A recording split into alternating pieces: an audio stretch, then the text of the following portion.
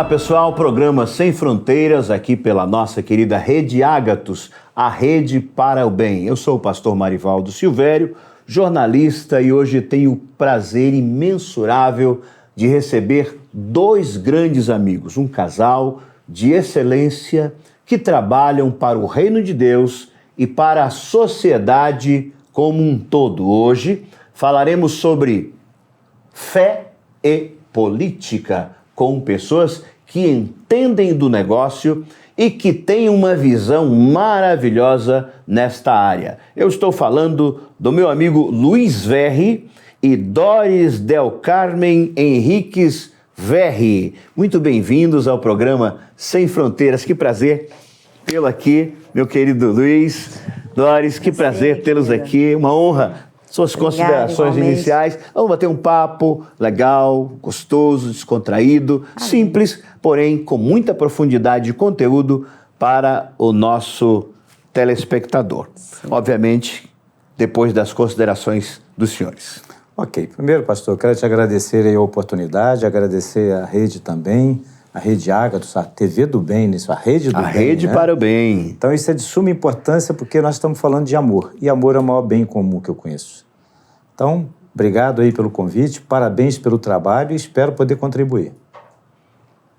Me sinto muito grata, primeiro a Deus, né, pela oportunidade, porque tudo Deus faz e Deus nos está dando a oportunidade e nessa tarde de poder realmente falar do amor.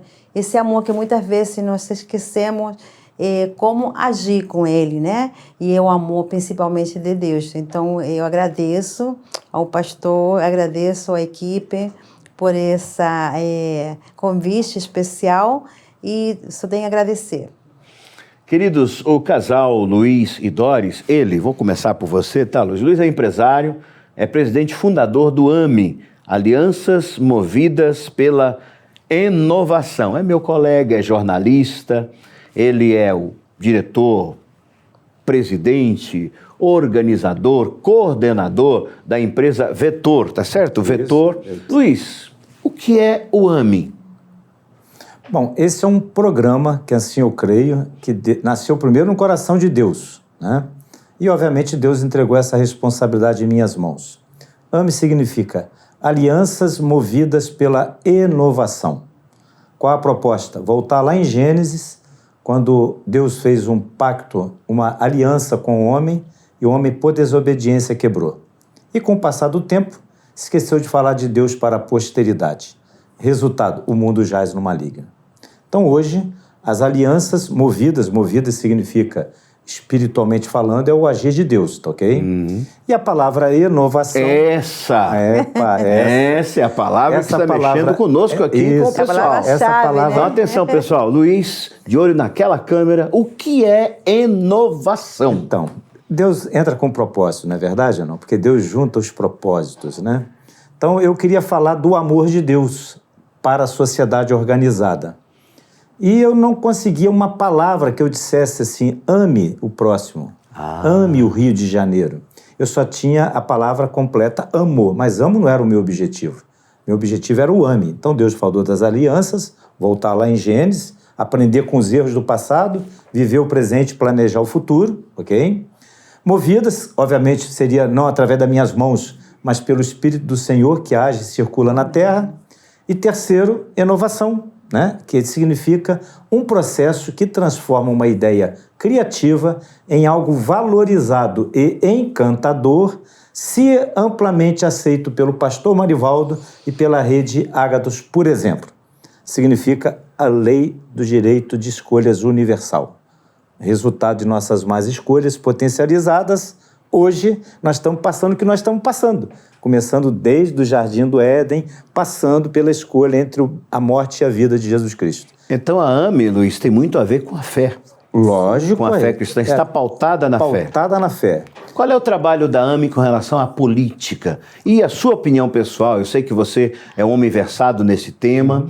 você é um homem envolvidíssimo nesta área, um professor, um catedrático.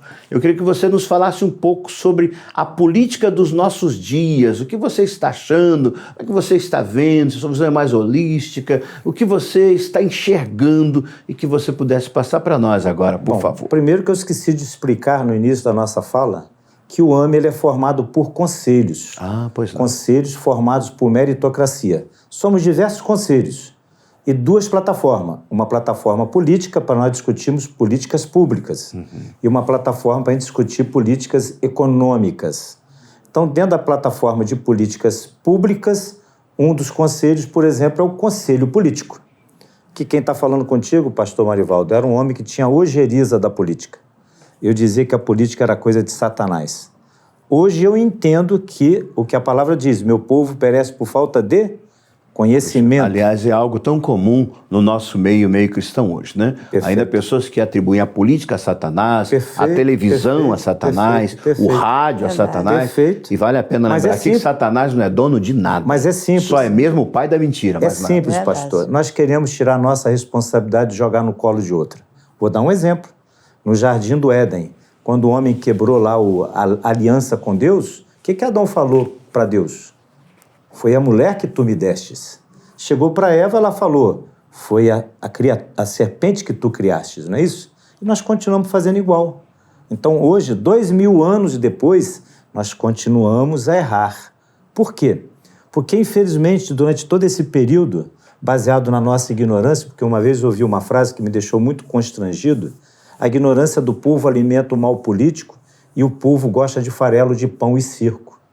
Eu nunca gostei de farelo, eu sempre gostei das melhores coisas da face da terra. Eu sempre gostei de comer do bom e do melhor. Legal. Então tinha alguma coisa errada, não tinha? Eu fui entender por quê. Porque, infelizmente, lá na crucificação de Jesus Cristo, infelizmente nós já começamos a tomar nossas atitudes erradas. Por quê? Porque quando Pilatos lavou as mãos, quero deixar claro que eu já fui Pilatos, não sou mais.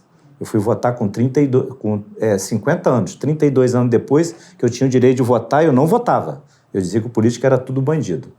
Hoje eu entendo que eu estava totalmente errado. Por isso que eu falei que a palavra correta não seria conhecimento, seria entendimento. Porque o povo perece por falta de entendimento, né? Então, Luiz, eu vou te cortar. Tão oportuna essa sua palavra, tão oportuna, que eu gostaria que você repetisse de novo. Entendimento e conhecimento. Conhecimento eu tenho, o senhor tem. Okay. Entendimento eu não tinha. Hoje eu tenho entendimento. E tenho a certeza que na época, quando eu dizia que o político era tudo bandido, hoje eu cheguei à conclusão que eles são vítimas. Eles são vítimas da nossa ignorância. Porque nós somos um povo ignorante.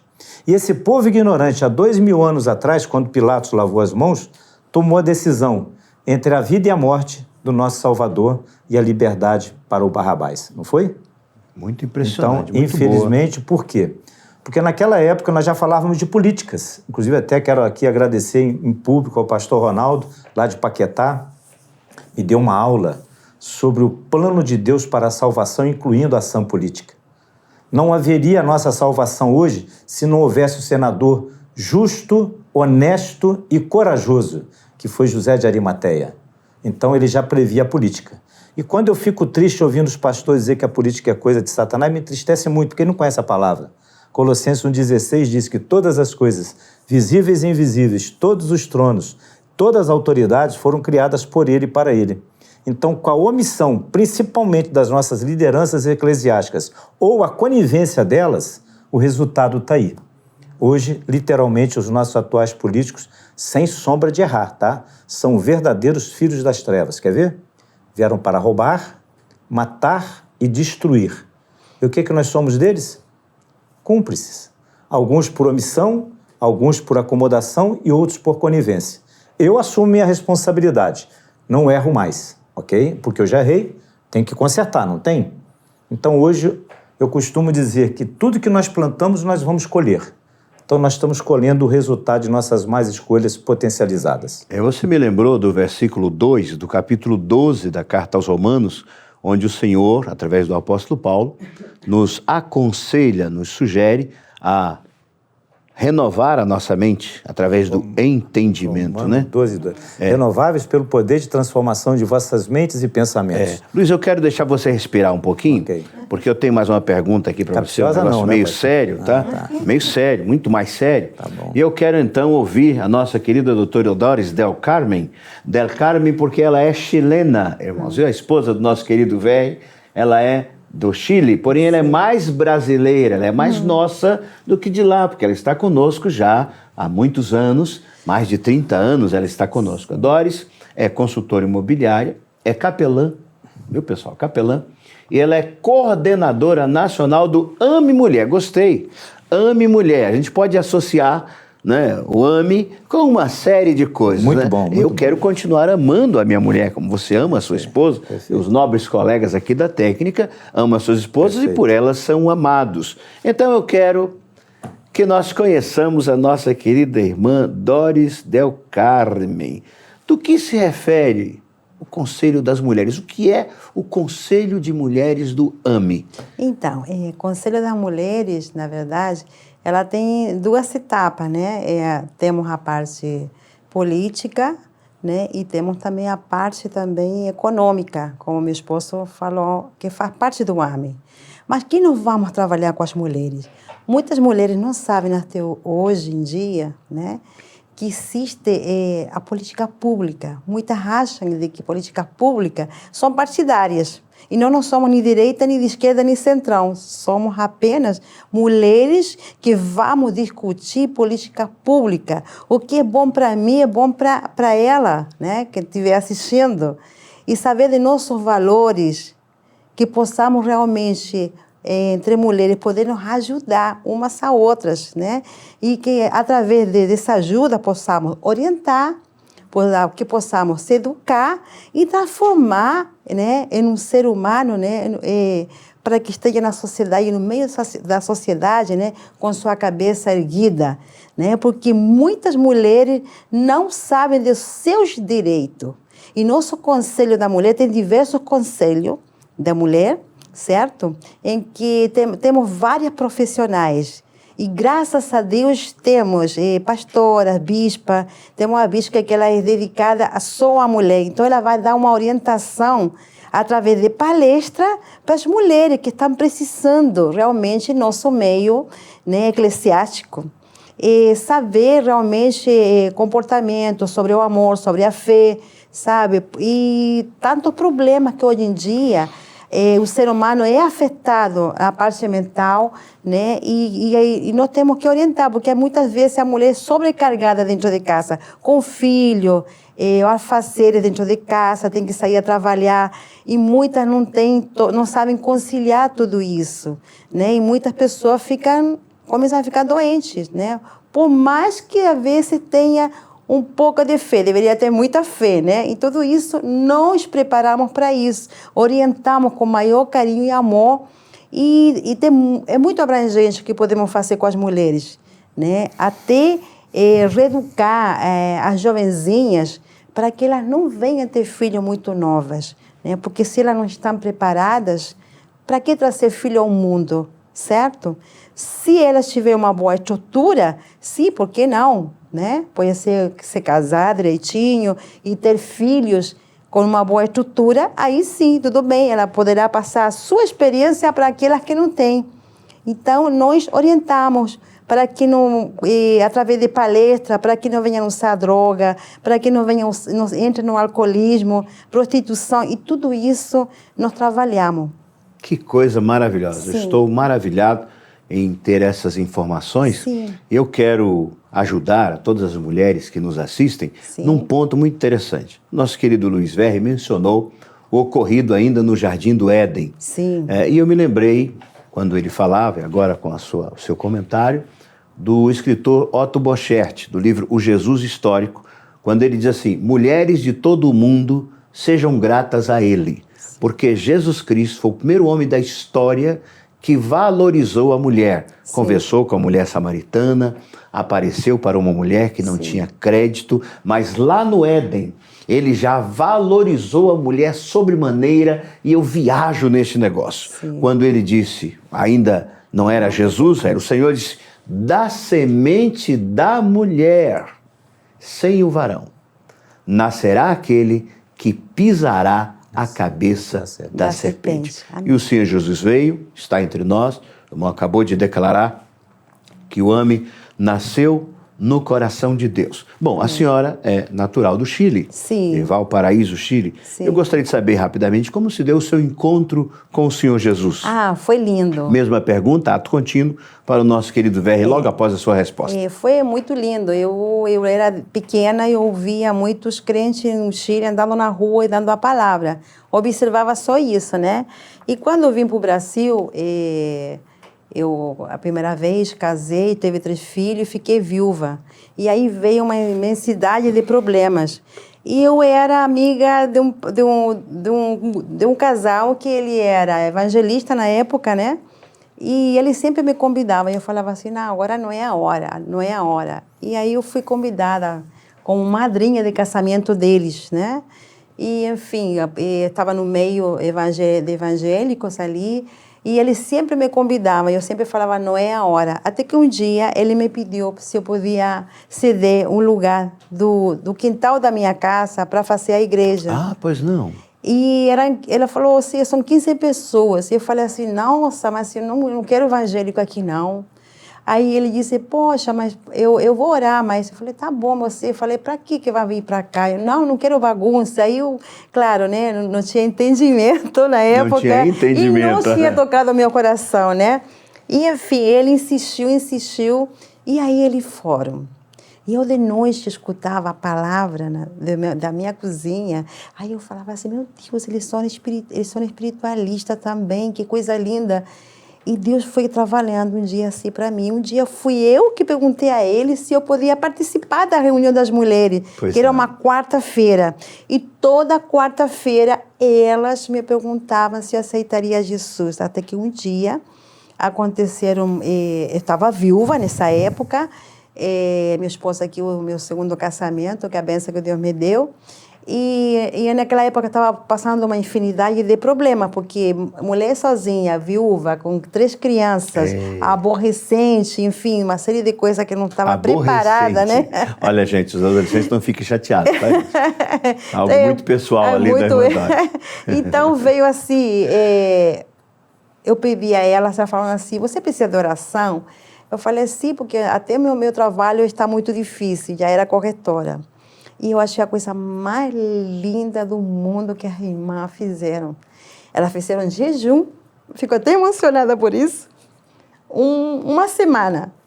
Fizeram um jejum e orando por mim, eu fiz assim, eu lembro que eu fui muito abençoada. Eu fiz uma venda que eu ganhei uns 50 mil reais na época, era dinheiro, né?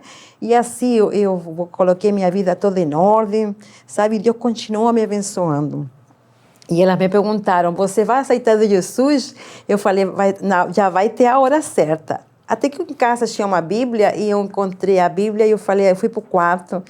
E aí eu me ajoelhei ao Senhor e falei assim, por que queres que eu faça parte de ti, Senhor Jesus? Olha, que coisa interessante. Oi, glória. Aí o Senhor me deu uma palavra maravilhosa. O Senhor me deu Isaías 60. Levanta-te e resplandece, que já vem a tua luz. Glória a Deus. E eu fiquei maravilhada com isso, porque eu li toda a palavra, sabe, maravilhosa. E posso dizer para os irmãos que estão me ouvindo e assistindo de que Deus tem cumprido a sua palavra, que através de Isaías 60 está escrito. É lindo o agir do Espírito Santo. E aí eu fui e falei, vou aceitar Jesus. Aí eu fui um dia, aí falei, não vai ser amanhã domingo, vou esperar até quarta-feira. Na quarta-feira foi, e não me perguntaram se eu queria aceitar Jesus. Aí eu falei para a pastora, para a missionária, eu posso dar uma palavra? Aí ela, pode, eu quero aceitar Jesus. Foi uma festa, as irmãs choraram. Então, meu encontro com Jesus foi a coisa mais linda e maravilhosa. E Deus tem feito coisas maravilhosas na minha vida, na minha família, porque nós precisamos de oração, porque a oração, realmente, ela treme a terra, né? Só com oração que nós podemos fazer grandes milagres irão acontecer em nossa vida, na tua vida. Maravilha, minha irmã. Luiz, e aí?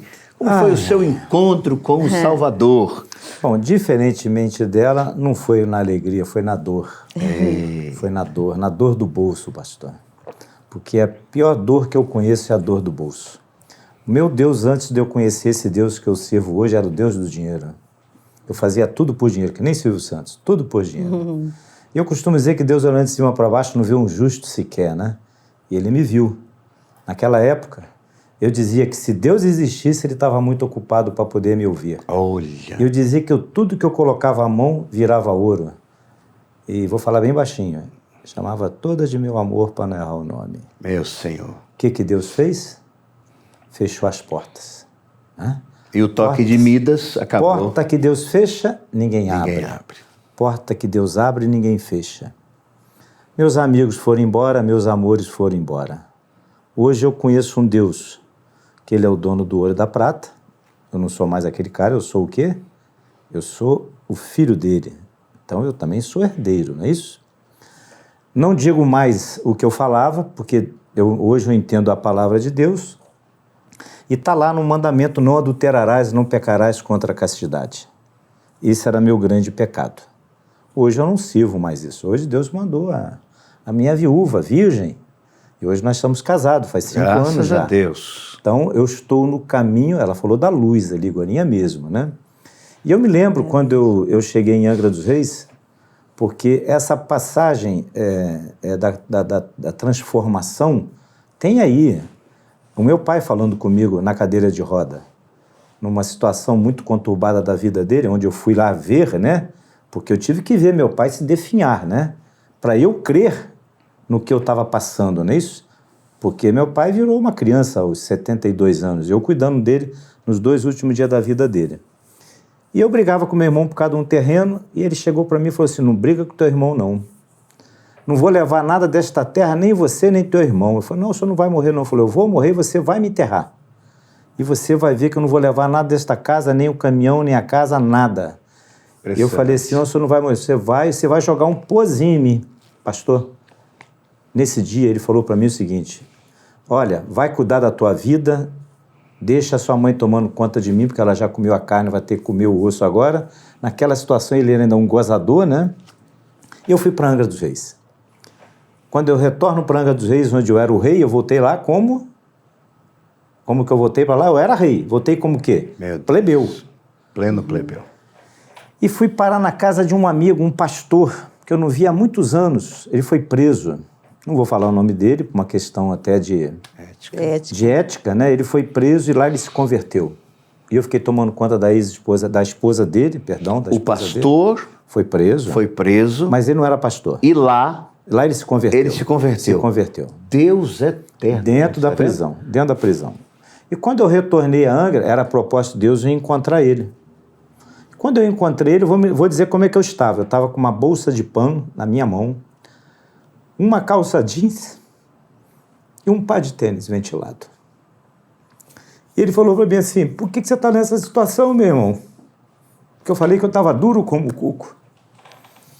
E ele falou assim, Deus tem um propósito na sua vida. E eu disse para ele, já vem você com essa conversa de crente para cima de mim? E ele falou, Deus tem um propósito na tua vida, entra aí, vamos tomar um café. E ali, eu fui começar a entender o que é o agir de Deus. Deus me levou para um homem pernambucano, nem a família dele ia para a igreja dele. E naquela época, quando eu disse para ele que eu estava numa situação muito difícil, ele falou para mim assim, você sabe que você está nessa situação? Porque o cortador, o migrador, o gafanhoto entrou na tua vida e te amaldiçoou. Falei, eu não concordo com isso. Fiquei 2 anos trabalhando com ele. A troco de lugar para dormir e para comer. Até que um dia, numa conversa com outro amigo, o amigo disse para ele, meu amigo, você devia dar para o Luiz ali pelo menos um dinheirinho para ele comprar uma calça, uma camisa. E ele falou, ele tem que ser José para mim. naquele entendimento, quem era José? No meu entendimento, tinha sido um escravo. Aquilo me entristeceu muito.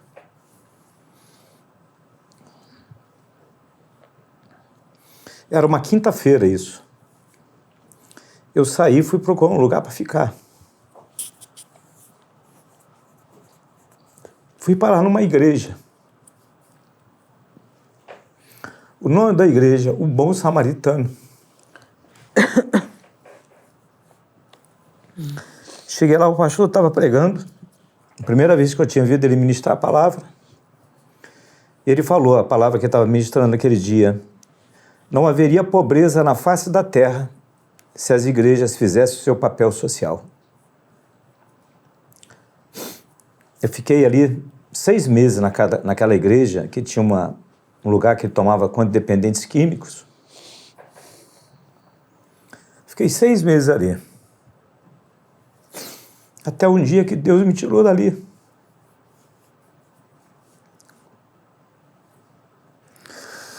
E me levou para casa de um amigo. Eu devo muito a ele. Um coronel, um adventista.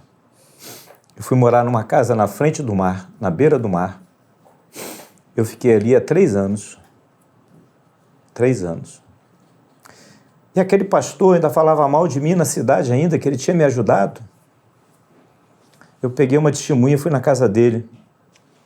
Porque eu esqueci de dizer que ele me deu uma cartilha, por que eu tinha que ser um dizimista fiel.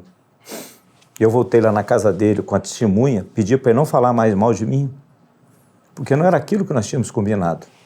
Porque além de trabalhar com ele, ele botou tudo numa conta que eu devia a ele.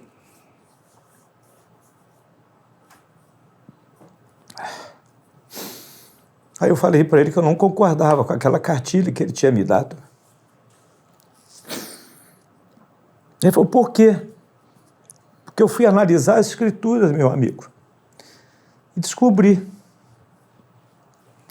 que desde a fundação do mundo estava previsto um Salvador. Então eu não posso concordar com o que tu está falando, porque eu não tenho valor, eu não tenho preço, e o preço já foi pago. Aleluia, glória a Deus. E ele, me perdoe que eu vou falar, tem muitas igrejas que questionam a minha fala. Porque ele esqueceu. Ai, que lindo, né? A esposa dividiu a água dela. Aí eu falei para ele assim, ele perguntou assim, ele pegou a Bíblia e falou para mim assim, tá aqui, ó, Malaquias, roubarás o homem a Deus, roubará em quê? No dízimo, nas ofertas. Eu falei para ele assim, isso aí é o senhor. Como? Pega aí Mateus 23, 23. Eu conhecia pouco a palavra, eu conheço pouco ainda, viu, pastor? Ele queria que eu lesse, eu falei, não, leia o senhor. Fariseus hipócritas, que doai o dízimo do hortelã, do cominho, das hortaliças, mas que se esqueceis das coisas mais importantes da lei, que é o amor. Por isso que o nosso programa chama-se Ame. Nós estamos provando que o sacrifício de Jesus Cristo na cruz do Calvário, por mim, por cada um de nós, tem sido depreciado, porque as pessoas utilizam o nome dele em vão. Então, só para esclarecer, aos 50 anos praticamente, eu não conhecia Deus. Mas isso, eu chegava a dizer que eu preferia ser um ateu do que um crente hipócrita. Me perdoem, eu olhava muito para o ser humano, hoje eu não olho mais. Glória a Deus. Porque a palavra de Deus diz que é um cego acompanhando outro cego. E diz que a salvação é individual. Legal. Então hoje eu busco a minha salvação. Legal. Glória a Deus. Então a minha conversão, pastor, foi na dureza. Mas hoje eu posso dizer ao senhor, estou duro como coco, mas mais feliz que um pinto no lixo. Saí da posição de vasos de barro, estou na posição de vasos de coco. E estou tão metido que eu sonho ser um vaso de diamante. Porque eu descobri que aos olhos do Senhor nós somos pedras valorizadas. Então hoje eu quero deixar claro, não me falta nada. Legal. Hoje eu vivo pela fé. Legal. Mais ou Luiz, menos isso. eu quero aproveitar esses últimos minutos, eu deixei, por último, a coisa andar, porque não dá para ser omisso num momento tão importante da nossa vida, no momento do nosso encontro com o Senhor Jesus. O que aconteceu com vocês foi algo lindo. Mas eu estou conversando aqui, gente, com o casal Luiz e Doris Verri. Eu quero encerrar, mas eu quero encerrar encostando o Luiz na parede, para que encurte 1 minuto, Luiz, para você falar. Luiz, você é amado e odiado por muitas pessoas, você sabe. Muita gente te quer bem, muita gente não te quer bem. Você tem um caráter empreendedor gigantesco e eu gostaria de simplesmente abrir o assunto. Eu vou jogar a peteca na tua bola, pra você chutar e fazer o gol. Luiz, o que aconteceu com você em relação à VASP, Viação Aérea São Paulo? A VASP, no ano de 2005, ela estava em concordata e um grupo europeu comprou a VASP e montou uma sede aqui no Brasil para adquirir os 100% das cotas. E eu assumi a presidência dessa empresa. Então nós poderíamos comprar os 100%, porque naquela época era só 25%, capital estrangeiro. E Canhedo era um cara muito problemático, e o ex-sócio dele, ou o ex-parceiro dele, que era a Sabena Flight, Jean-Marie, era o dono da empresa que estava comprando a VASP, na verdade. Por isso que ela criou uma filial no Brasil, uma empresa no Brasil, e eu assumi a presidência dessa empresa. E para nós termos a certeza que não íamos ter problema, quero deixar claro que a VASP nunca foi vendida por R$1. Naquela época... Foi o que se divulgou, né? Naquela época eram 112 milhões de dólares, contrato assinado no dia 10 de fevereiro de 2005, sendo que 80 milhões ia ser depositado na 14ª Vara Trabalhista de São Paulo, Barra Funda, e o resto ia ser pago em 8 parcelas de 4 milhões. Mas para isso era necessário levar o Canhedo na 14ª Vara. Isso só ocorreu no dia 27 de maio de 2005, onde nós tivemos uma vitória de pirro, termo jurídico, ganhamos, mas não levamos. Porque quando nós saímos da 4ª Vara, com tudo já definido, a Folha de São Paulo, com vários outros jornais, começaram a dizer que uma empresa fantasma tinha comprado a VASP. Motivo pelo qual hoje eu sou um jornalista. Porque naquela época eu não entendia o que era a mídia marrom. Hoje eu entendo. É aquela que vem dificuldade para cobrar facilidades. Literalmente, o projeto aí, então, não chegamos a comprar a VASP. Eu chegava até pouco tempo atrás na minha casa, pilha de documento, uns 4, 5 anos atrás, que foi feita toda uma auditoria para que se comprasse a VASP, porque era a empresa mais viável daquela época. Mas, infelizmente, é uma outra história que tem muita coisa envolvida aí da nossa politicagem. Legal, Luiz. O bom é que você está conosco, tem Jesus, faz um trabalho maravilhoso. Pessoal, nós estamos chegando ao final do nosso programa de hoje, um programa lindo, maravilhoso, aqui com o casal Luiz e Doris Verri.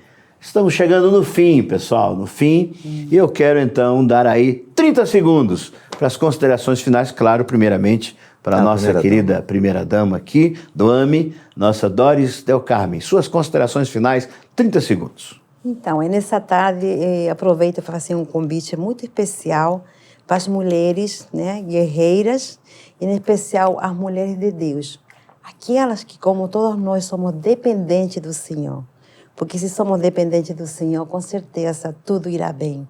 E que nós possamos unir para que possamos ajudar, né, as mulheres, essas mães que realmente estão sem perspectivas de vida alguma, né, e que possamos ajudar cada uma delas. Então, junte-se a nós, ao Conselho da Mulher, para que possamos somar e multiplicar e levar o amor de Deus. Muito Agradeço bem. a oportunidade e muito rica nessa tarde, que não me esperava, mas se Deus faz tudo como Ele quer. Muito obrigada, meu Senhor. Obrigada. Nossa, Luiz. Bom, primeiro eu quero pedir desculpa aí pela emoção, mas... Não, faz parte. Eu sou Você sem emoção, eu sou um Jeremias, não dá. Você é eu sou um chorão, a gente Jeremias. sabe. Eu Nós sou um também Jeremias. somos. Então, mas isso é o que nós temos que fazer, lindo. mudar os nossos conceitos, mudar os nossos princípios.